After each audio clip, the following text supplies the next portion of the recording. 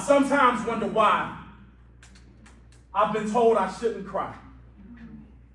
My whole life, this alpha male mentality has surrounded me, and brother, it's made me keep my pupils dry. I've even heard my own mother cry. I've heard the wails of my own hurting mother, but my own tears I could never discover. I guess you could say bounty sheets must have been slipped under my eye sockets and kept them covered, because if any water leaked out, my pride would be there like the quicker, picker, upper, and I'll recover by standing tall. I'll be flexing and all. Can't let my stature fall. Water has to bounce off this wall. I've watched brothers get buried, and I know kings to this day who wouldn't even tear up, like God didn't give them tear ducts, like he somehow slipped up when he constructed us. This crushed us, broken us, malfunctioning us. I've heard conversations with grown men be like, hey, king, slow up. Let me help you to grow up. So what? You say you hurting and you crying? For what purpose? You got water, work's working. It's better if they never surface. Keep the pain to yourself. Ain't you a man? Can't you stand? Be strong for your fam. Then you better learn to hold the water back. Like damn. I know damn's hold water back. You better learn to hold the water back. Like damn. But I can only be as strong as I am. Eros, are you strong? I am. Then you better not cry, brother. I know it hurts, but if you're a real man, then you got to remember your worth. But that makes it worse, because now I find myself questioning their words like, but didn't God water the earth? Wow. Rewind. But now I find myself questioning their words like, but didn't God water the earth? To make the fruitage grow? Allowing first sprouts to show? Or no? My brothers stay tough. Meanwhile, they getting hit with the hardest hits. You want to know why that man looks so hard? Because that's a face he ain't watered yet. He'll let his skin crack before he lets the water in. But what have any of you ever seen grow without consistent watering? Wow. What have you ever seen grow without consistent watering? I'm imploring my brothers. You better start exploring the purpose of your eyes.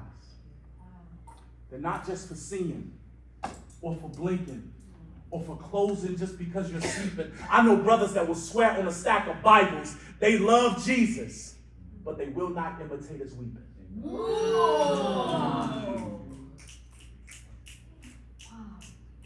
It's like they think God is a weak one.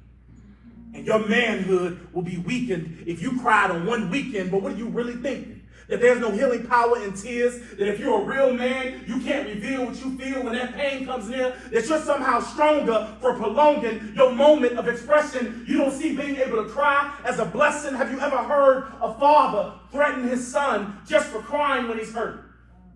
Yelling and telling his son that if he cries, now he's going to hit him. So his son has to grow up being a victim for having feelings. But imagine a world. Imagine a world where our young kings could actually reveal what they've been feeling. And when your son sees the tears you're spilling, you can help heal him. Have him no longer believing having feelings would kill him, because that thinking is so absent of God, who you're telling him to be ain't even the real him.